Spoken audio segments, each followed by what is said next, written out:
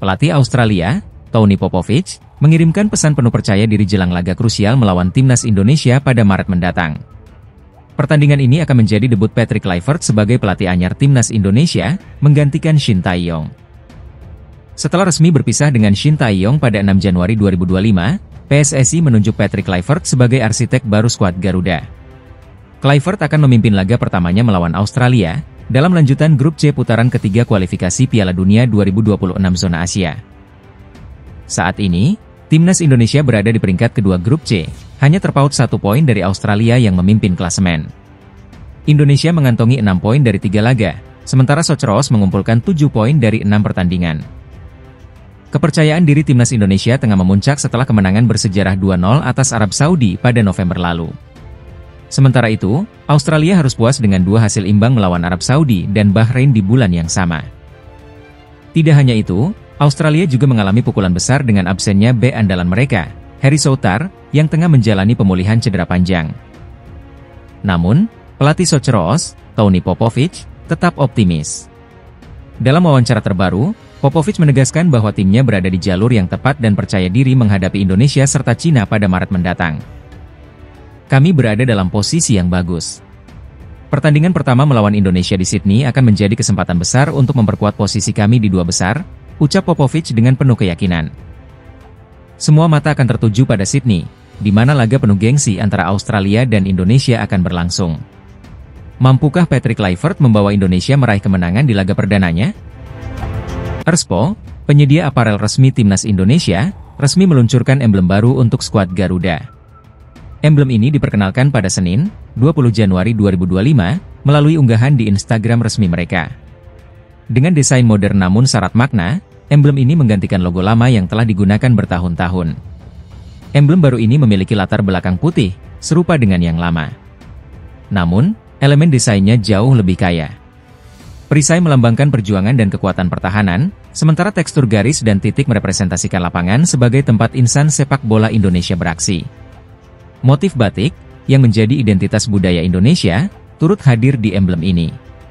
Pola lingkaran melambangkan matahari terbit sebagai harapan, dan motif kotak-kotak mencerminkan semangat persatuan, sesuai dengan semboyan Bhinneka Tunggal Ika.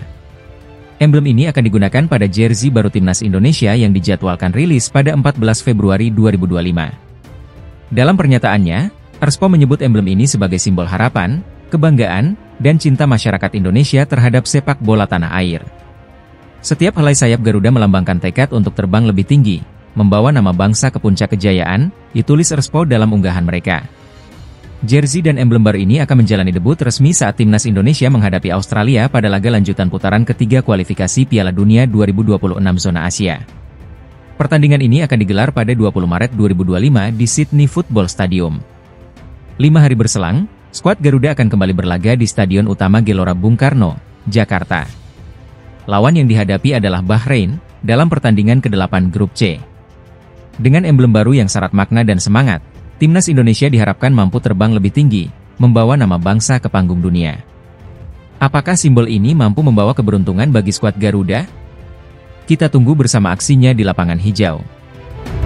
Keputusan PSSI mengganti pelatih timnas Indonesia di tengah perjuangan kualifikasi Piala Dunia 2026 menuai sorotan tajam, bahkan dari media internasional. Media Australia, The Roar, mengaku bingung dengan langkah PSSI yang memecat Shin Tae-yong pada 6 Januari 2025 dan menunjuk mantan striker Belanda, Patrick Kluivert, sebagai pelatih baru. Langkah ini dianggap kontroversial, mengingat timnas Indonesia sedang berada di posisi ketiga grup C, hanya terpaut 1 poin dari Australia di posisi kedua. Peluang Garuda untuk lolos ke putaran final Piala Dunia 2026 masih terbuka lebar. Dalam artikel yang diterbitkan Kamis, 16 Januari, The Roar mempertanyakan alasan di balik keputusan ini.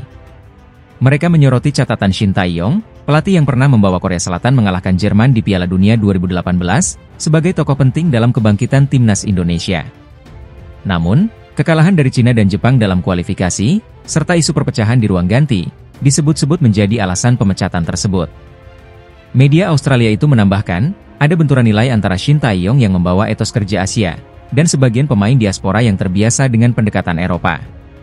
Sementara itu, penunjukan Patrick Kluivert juga tak lepas dari kritik. Mantan striker timnas Belanda berusia 44 tahun ini dinilai belum memiliki catatan kepelatihan yang cukup mentereng. Namun, mayoritas skuad timnas Indonesia saat ini yang berasal dari keturunan Belanda Indonesia diharapkan bisa meningkatkan komunikasi dan kerja sama tim di bawah Kluivert. Media Australia juga menggambarkan perpecahan di kalangan supporter Indonesia. Banyak yang kecewa dengan pemecatan Shin Tae-yong, sementara yang lain berharap Kluivert bisa membawa angin segar ke tubuh tim nasional. Timnas Indonesia kini bersiap menghadapi 2 laga krusial di bulan Maret. Garuda akan bertandang ke Sydney untuk menghadapi Australia pada 20 Maret, sebelum menjamu Bahrain di Stadion Utama Gelora Bung Karno 5 hari kemudian. Keputusan besar telah diambil, dan perjalanan timnas Indonesia menuju Piala Dunia 2026 kini berada di tangan Patrick Kluivert. Akankah perubahan ini membawa Garuda terbang tinggi atau justru menjadi batu sandungan? Kita nantikan bersama.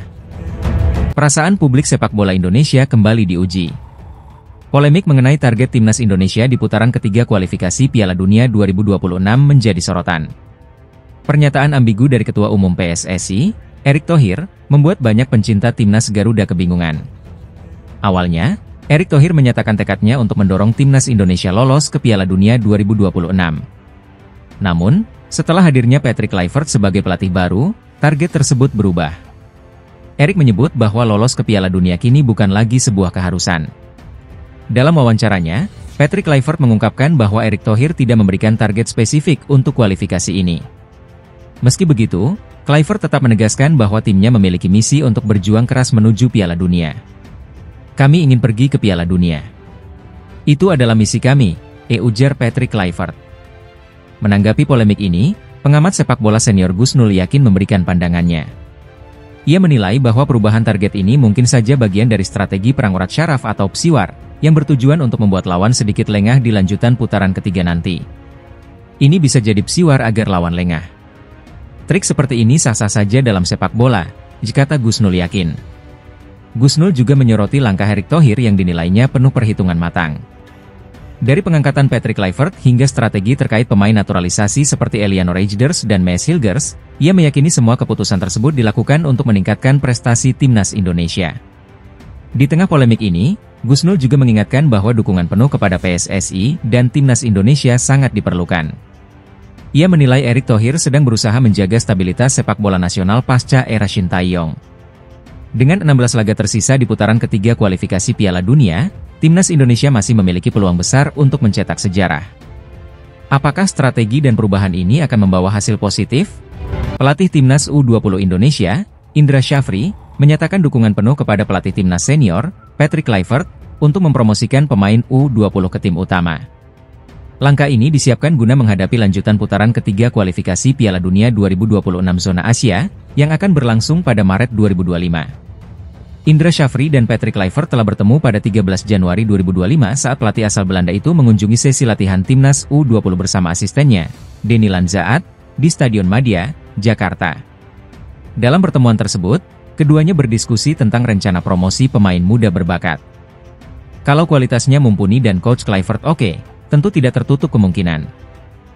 Saat ini, Indra Syafri tengah memimpin pemusatan latihan timnas U20 di Jakarta sejak 5 Januari.